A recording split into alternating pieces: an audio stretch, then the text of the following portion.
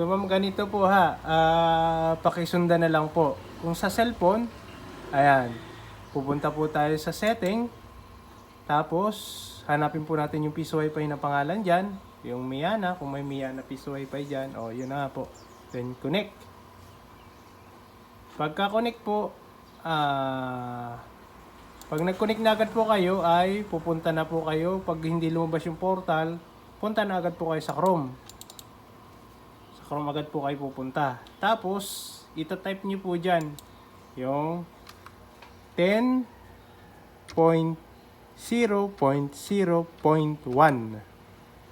Ang ilalagay po natin dyan ay yung pang-admin.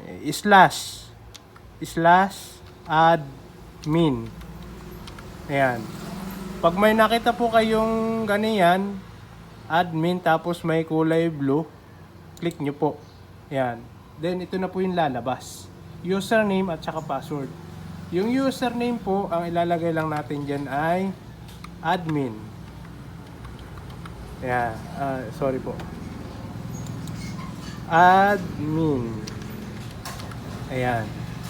And then, doon naman po sa password, ay ang nakalagay po sa password ninyo ay Donald Bisnar 05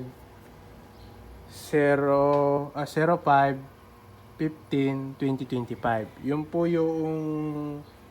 yung password ninyo diyan ang Miana. Kaya po may nakasulat diyan na R05 15 2025. Yun po yung dulo ng aking password. Ini-short ko lang po para hindi madaling ma-trace. So ganun po yung ilalagay ninyo diyan. So sa case ko naman po akin naman pong password ito ay di ta-type ko yung akin 0907 2025. Ayan, then sign in. Ayan.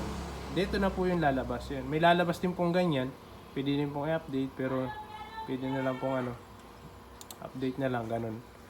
Tapos yan, okay na po dito po kunyari cellphone niyo ito. Nandito po yung mayroon po ditong tatlong guhit. Nandito po yan. I-click niyo po dito yung tatlong guhit dito. Banda dito. Dito ma'am. Ito po ito. Banda dito. Yan.